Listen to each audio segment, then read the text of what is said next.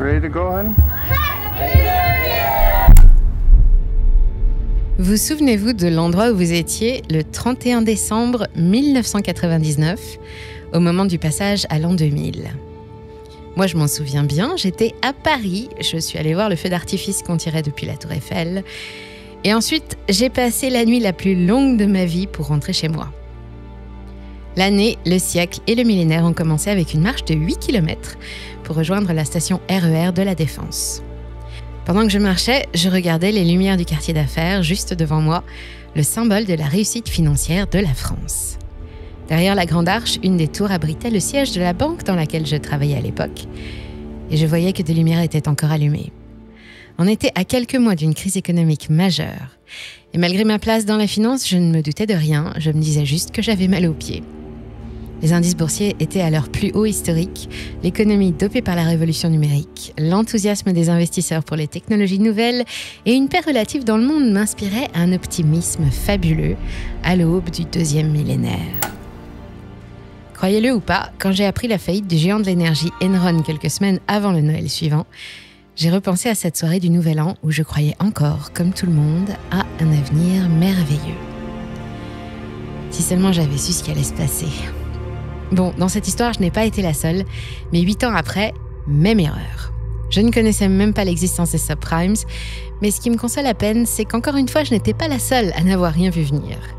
Il y a bien eu quelques personnages qui savaient ce qui allait se passer, ils ont fait parler d'eux pendant ces crises quand ils ont essayé d'avertir la planète finance. On en parle souvent sur la chaîne, mais ils n'étaient pas nombreux. En 2020, un autre personnage, bien moins médiatisé, a accordé une longue et passionnante interview au journal suisse Neue Zürcher Zeitung ou la Nouvelle Gazette zurichoise. Il s'appelle Russell Napier. C'est un économiste, écrivain, stratège financier et historien des marchés, et c'est un peu le spécialiste de ce genre d'exercice. Et lui, il a tout vu venir. Non seulement il avait prévu les 2 premières crises majeures de ce sombre et nouveau millénaire, mais aussi celles d'avant, comme la crise asiatique en 1997, et encore plus fort, celle que nous traversons maintenant. Ce jour-là, il a annoncé aux journalistes avec tous les détails tout ce qui est en train de se passer en ce moment, y compris ce qui nous paraît incohérent. Inflation et hausse des taux, mais euphorie sur les marchés boursiers, courbe de rendement des taux inversée, mais récession qui tarde, liquidité en baisse, mais sans impact sur la valeur des actifs risqués. Russell explique tout, et ce qui nous intéresse surtout, c'est qu'il sait aussi comment tout ça va évoluer ces 15 prochaines années, et croyez-moi, ce qu'il annonce, c'est du lourd. Mais avant de commencer, un petit mot pour le partenaire de cette vidéo. Dans le monde de la finance, nous comprenons la valeur d'un bon sommeil pour prendre des décisions avisées. Et pour avoir personnellement adopté un matelas Emma, je peux vous assurer que ça a transformé mes nuits. Plus de réveil nocturne, une meilleure posture pendant le sommeil et des journées bien plus énergiques. Pourquoi Emma ? D'abord, il s'adapte à toutes les formes corporelles et styles de position grâce à sa mousse à mémoire de forme. Ensuite, avec sa couche Ergocell, il favorise une excellente circulation de l'air, vous permettant de rester au frais toute la nuit. 4 couches de confort qui garantissent une nuit paisible, que vous soyez en couple ou seul. Et on sait que vous aimez aussi la qualité ici. Bah oui, on commence à vous connaître. Et ça tombe bien car aujourd'hui, j'ai une offre spéciale pour vous. Utilisez le code MONEY pour bénéficier d'une réduction de 10% sur les matelas Emma, cumulable avec les autres réductions et ce jusque 2 octobre. Car oui, en ce moment, c'est les French Days, des promos de rentrée jusqu'à moins 50%. Alors, pourquoi ne pas l'essayer ? Avec 100 nuits d'essai et 10 ans de garantie, s'il ne vous convient pas, retournez-le sans frais. Rendez-vous en description pour plus d'infos.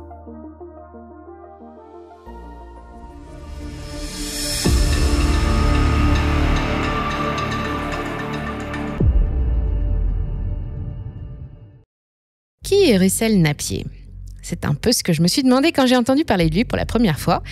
Et aussi pourquoi je n'en avais pas entendu parler plus tôt. Mais ça, Bref, sous cette barbe rousse se cache un expert parmi les plus impressionnants experts de l'économie moderne. Russell est né en Australie, il a une petite cinquantaine fringante, il est hyperactif depuis 30 ans dans la finance. Ce n'est pas un investisseur, Russell est un stratège de l'économie avec un cerveau hors norme. Il observe et analyse les événements macroéconomiques et il les compare à l'histoire pour en tirer des conclusions qu'il publie sous forme de livres, de lettres d'information payantes à destination des institutionnels ou d'articles dans la presse spécialisée quand il n'est pas lui-même interviewé. Et c'est comme ça qu'il gagne sa vie. Il enseigne aussi les marchés financiers à la Edinburgh Business School, mais c'est surtout un passionné d'histoire et d'histoire financière en particulier, et c'est ça qui a fait de lui un phénomène. Donnez une date à Russell, n'importe laquelle. Il vous dira alors quel était le prix du pétrole, la parité euro-dollar, qui était en guerre, qui était en crise, qui présidait l'Union européenne et à quel niveau étaient les taux directeurs, le Dow Jones et le Nikkei. Avec un tel savoir, pas étonnant de confondre connaissance et clairvoyance. Russell regrette beaucoup que la plupart de nos économistes actuels n'aient été formés qu'à une seule forme d'économie, l'économie de marché. Sans formation spécifique à l'histoire financière, nos cerveaux actuels ne connaissent rien d'autre, ni l'économie de guerre, ni l'économie dirigiste, ni planifiée, ni mixte, et leur vision des grands mécanismes économiques est donc très incomplète. Pour lui, l'histoire des marchés est le meilleur guide pour comprendre l'avenir, et c'est justement son expertise dans ce domaine qui fait de Russell un voyant très puissant, et il n'y a rien de magique là-dedans. En 1997, il travaille pour le Crédit Lyonnais Securities Asia et il est en poste à Hong Kong.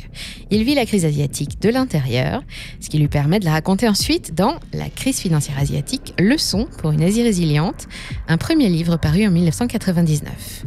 Napier identifiait déjà le surendettement et la dépendance aux devises étrangères des pays asiatiques, dont la croissance rapide réclamait des masses de capitaux. Il identifiait aussi la bulle immobilière et la spéculation excessive qui ont mené le système bancaire asiatique au bord du gouffre sur fond de dévaluation rapide des monnaies locales. Mais ce qu'il faut surtout retenir dans cette histoire, c'est que cette première crise a été pour lui une révélation. La crise, voilà ce qui va dorénavant occuper la majorité de ses pensées. 5 ans plus tard, pendant que le monde digère l'explosion brutale de la bulle sur les valeurs technologiques, Russell se décide à écrire un autre livre.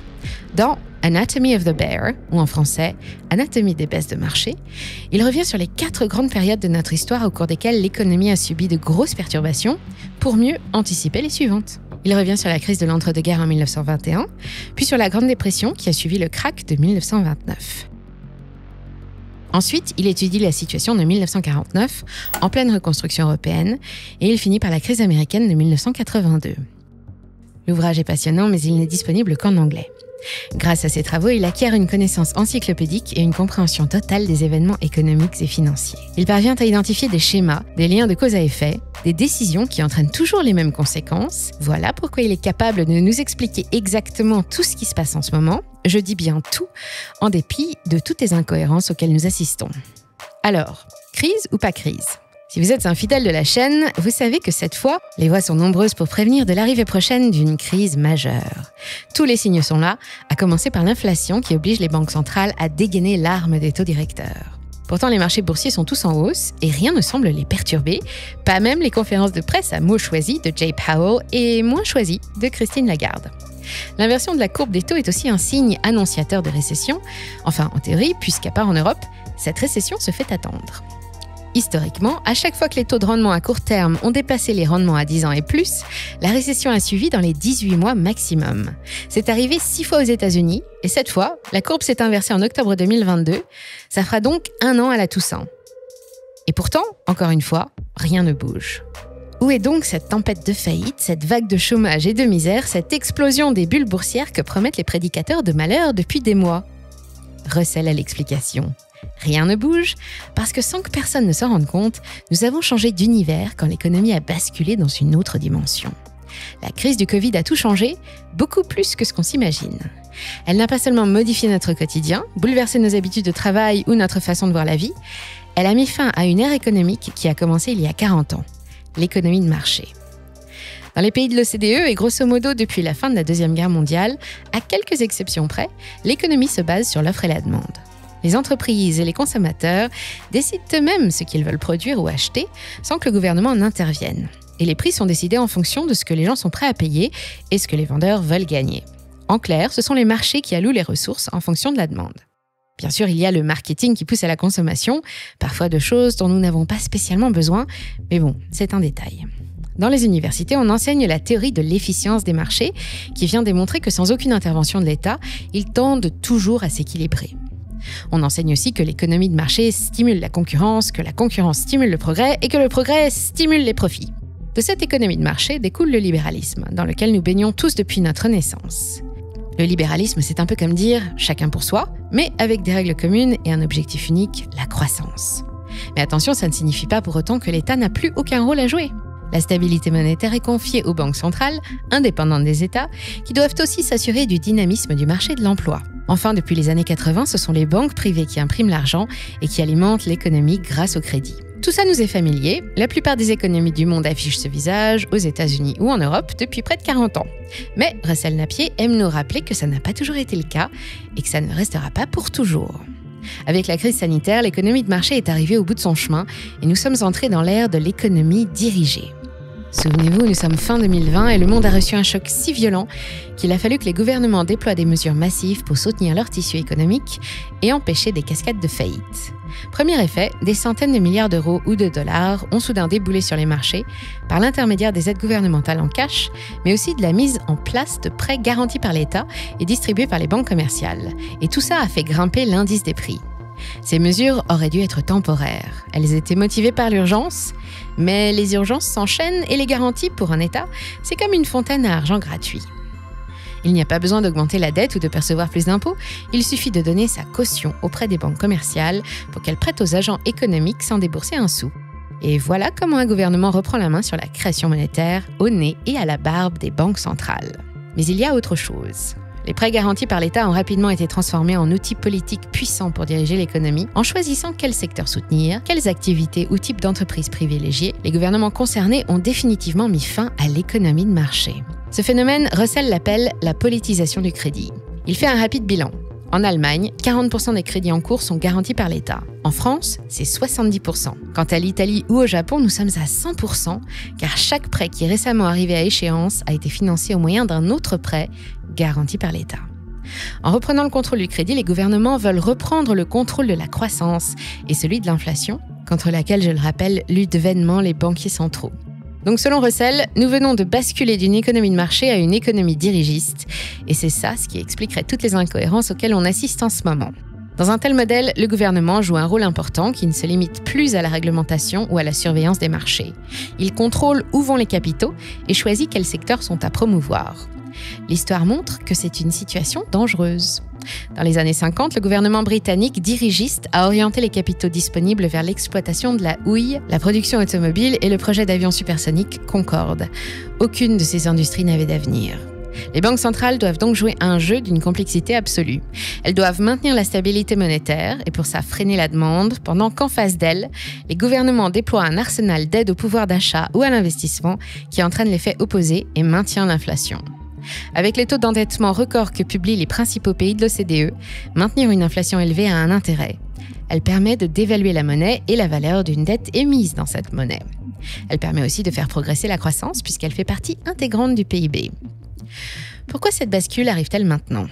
Selon Russell, le modèle de l'économie de marché a vécu ces dernières heures quand la courbe de progression de la dette, que ce soit la dette souveraine ou la dette des agents privés, a dépassé celle de la croissance. C'est le cas en France, aux États-Unis, au Royaume-Uni ou au Japon depuis 2020.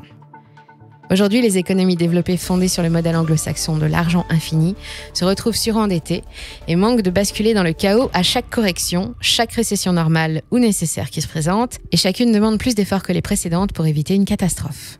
C'est ce niveau d'endettement record qui pousse l'économie à entamer sa transition et les gouvernements à se réapproprier leur politique monétaire, même si ça semble paradoxal dans le cas de l'Union européenne où des économies très différentes fonctionnent avec une monnaie commune.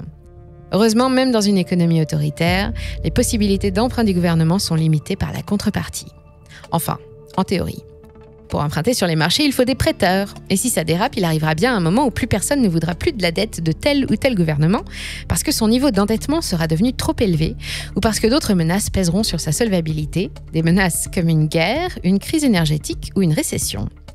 C'est ce qui se passe en temps normal dans une économie de marché, mais c'est terminé. Nous avons changé d'heure et avec l'économie dirigiste vient la répression financière. Derrière ce nom inquiétant se cachent des pratiques qui existent déjà, qui historiquement ont été couramment utilisées et qui vont devenir une norme, voire même les piliers des prochaines politiques économiques. En quoi ça consiste ? Pour que le projet fonctionne, les États ont besoin d'une base d'investisseurs nationaux capturés par la réglementation qui leur impose d'acheter des obligations souveraines, quel que soit leur rendement. Plus de la moitié de la dette de l'État français est détenue par des Français, pour la plupart des institutionnels, des assureurs, des gestionnaires de fonds et par la Banque de France, assise sur un quart de la dette. À l'avenir, il en faudra peut-être un peu plus. D'une main, le gouvernement pourra être amené à légiférer pour obliger de nouveaux investisseurs à acheter la dette d'État chaque fois que le besoin s'en fera sentir. De l'autre, il maintiendra l'inflation à un niveau élevé de 4 à 6% par an, en dépit des interventions des banques centrales pour dévaluer une dette qui, de toute façon, ne sera jamais remboursée. C'est ce qu'on appelle la répression financière. D'autres préfèrent parler de réquisition financière. C'est en place en Chine et le Japon est en train d'y plonger. Nos parents ou nos grands-parents ont connu ça en Europe et même en France juste après la guerre, et ça arrive à nouveau, d'abord chez nous, puis aux États-Unis, quand le dollar perdra définitivement son statut de monnaie réserve numéro 1 dans le monde. Bon, alors, maintenant qu'on sait ce qui se passe, qu'est-ce qu'on fait ? Russell conseille évidemment de fuir le secteur des obligations d'État pendant les 15 prochaines années. Selon lui, malgré les rendements, les détenteurs d'obligations souveraines seront les premiers spoliés, puisque tout va être fait pour que leur valeur nominale soit grignotée par une inflation élevée. En revanche, côté action, de belles opportunités sont à saisir dans les secteurs qui apportent des réponses aux problématiques actuelles des gouvernements, énergie, transition écologique, alimentation, et toute industrie qui permet de s'affranchir de la dépendance aux produits chinois. Les entreprises qui évoluent sur ces secteurs devraient bénéficier d'importants soutiens d'État et promettent de belles performances à long terme. Soyez donc sélectifs et visez les secteurs porteurs. Enfin, Russell donne un dernier conseil. N'oubliez pas que la répression financière va forcément entraîner des changements fréquents dans les réglementations sur les marchés internationaux. Soyez prudents car les capitaux peuvent de facto se retrouver contrôlés, comme c'est déjà le cas en Chine, et dans une moindre mesure aux États-Unis, ou bien bloqués. Investissez plutôt dans un pays où vous envisagez de passer votre retraite. C'est une affaire de choix. Mais pas besoin non plus d'attendre nos vieux jours avant de vous offrir un bon matelas pour des nuits de qualité. Allez faire un tour sur le site d'Emma et profitez de 10% de réduction grâce à notre code promo exclusif MONEY. Je suis sûre que vous aussi vous y trouverez votre bonheur. Mais ne traînez pas trop non plus, l'offre est valable jusqu'au 2 octobre. Quant à moi, je vous souhaite une bonne nuit avec Emma et à bientôt sur Money Radar.